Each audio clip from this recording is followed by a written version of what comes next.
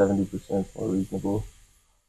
You can pay someone a quarter of what your max worth is, and they do it 70% or better of what you could do. Hire that shit all day. Because then they'll raise your income by. Yeah, or free up the time for you to do the higher level shit. My thing is, I'm like one of them hard-headed entrepreneurs who's like, just can't do it like me. I'm aware. I can do it myself. I'm aware. That's what these conversations are for, though, man. We gotta. Yeah, so I just kind of started. I know you. Y'all don't know, but I know this man for years and years. He majored in marketing, correct? So we have conversations about marketing all the time, and I literally just, like, I don't know if it was the time, because I've heard all the information. I don't know if it was like the timing of me watching them back to back. It was like 3 different things. I was like, fuck, I'm just going to spend the money on marketing. They were saying like all their marketing, it was a clothing company, and they were saying like all their marketing comes down to like projections of whatever they spend becomes like 10% of their income. So they're like, if you want to make $1,000 a month, you got to spend 10% of that on the marketing in that month. It's a good little baseline rule of thumb type of thing. That's smart. I mean, there's always gonna be different returns, and then marketing is spread between. You start talking about just like paid advertisements. Yeah, which for is sure. a big part of it. But like what you're doing with the content is marketing. The fact that you got people running around with your brand is marketing. Yeah. And stuff like that isn't such a direct return, but definitely plays a part. Yeah, now they're talking about like specific like paid content, like okay, we put this percent on Facebook, we put this percent on TikTok, whatever. Yeah, and it's smart. And also when you're approaching the general public, sometimes you gotta simplify quite a bit, right? Just give them a do this way, period. Because you walk them through all the concepts and they're like, and you can decide, but they're not gonna do shit. Yeah. Or care. Yeah. Yeah, for a while with the investments, I would tell people, well, let's just sit down and see like what fits you best, and we'll work out a strategy. I'll still do that, but for the vast majority of people, that's too much. It's overwhelming. You know, it reminds me of like, say you come in and you want a name. If I pull up the font website, if I put it to fucking 100 results, they're gonna be looking at it for hours. If I put it to 20 results, they're gonna be like, this one. Yeah. And when you put it on 100, they still scroll all the way down and then scroll all the way back to that same one they wanted at first. Yeah. Like that's the same shit.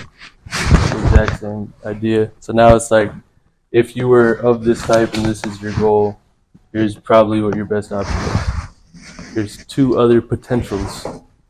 But yeah, more than 3 or everything custom, it's very rare that somebody's sophisticated enough to really go through all that shit. Okay, bro. You good? I'm trying to figure out how to take care of this shit too.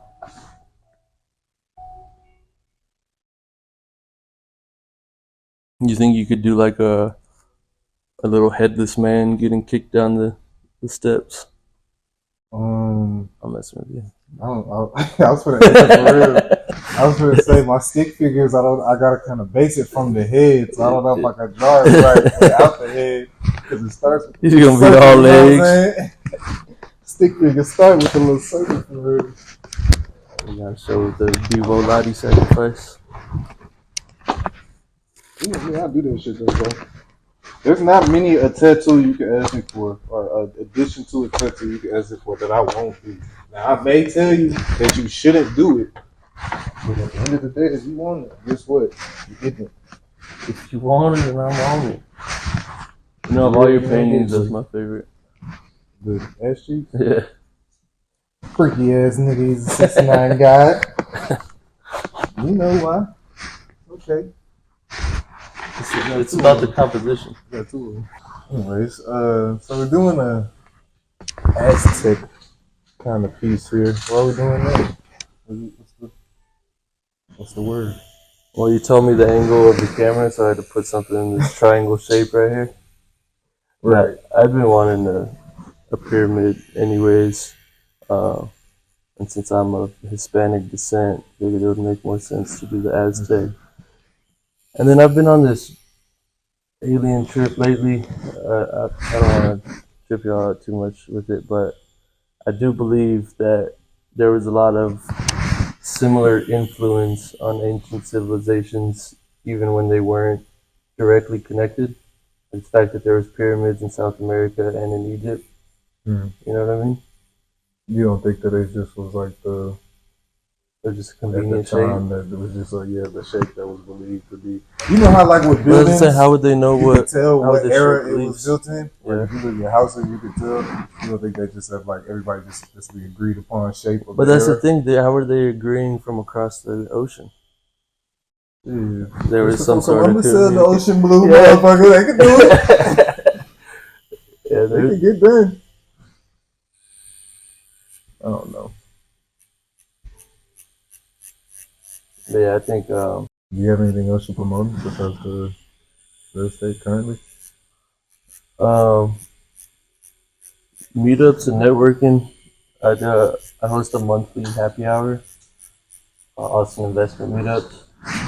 People who either have something to offer to the investment community, like vendors, wholesalers, agents, or for investors themselves, which is ideal if there's more of those than the previous. But They're harder to get.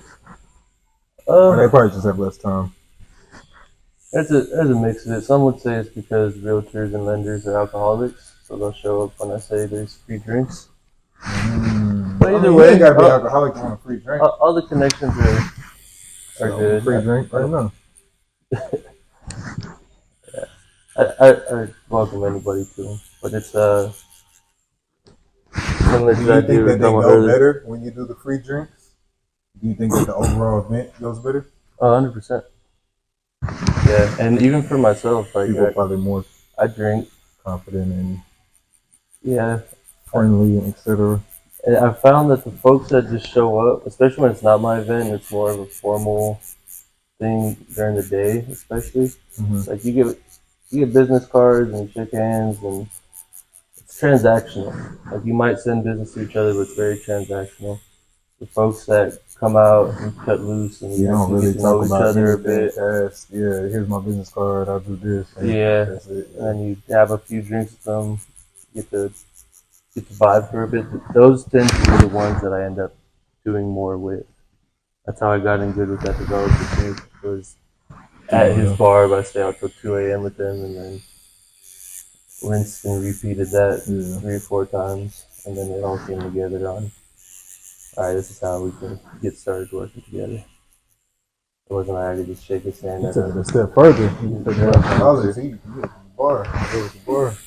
Yeah. Man, you know, somebody told me, so when I built out this space, the landlord recommended me a contractor. And I met with him. And he was like, oh, you getting this one, huh? He looked around and said, yeah, I was going to get this one. I was going to turn it into a bar. And I don't know why it made me not want him to be my contractor. Like, he's going to sabotage me or some shit. But Yeah. I was thinking about that, like, damn, maybe I should turn this into a bar. You know, when I get in my mood and I want to fire everybody. I mean, you know, this is a very spacious shop. I told you, you could probably do this in a smaller space. I'm honestly thinking about going bigger when I leave here. And I know that, and it comes back down to now you're operating 2 whole separate businesses. Like, you're gonna be spreading yourself too thin. I've suffered from shiny object syndrome most of my life. I'm like, oh, I can make a quick buck there, or they're making how much doing that? Yeah, let me try that. And then I'm taking away time from. All right, y'all. So look, we just dropped a Patreon. That means access to this full interview early and other few interviews like it, as well as essentially an apprenticeship from me digitally. Now this Patreon is gonna have 2 tiers. The starter tier is gonna come with early access to full videos, behind the scenes content, tattoo and piercing quick tip, ad-free content, as well as information recommendation. That means any book, ebook, YouTube video, course, whatever I come across, what helps me is gonna help you. Now the second tier, that's only for the hustlers. That's gonna have access to everything I just mentioned, as well as in-depth tattoo videos with technique voiceovers. These are not time lapses.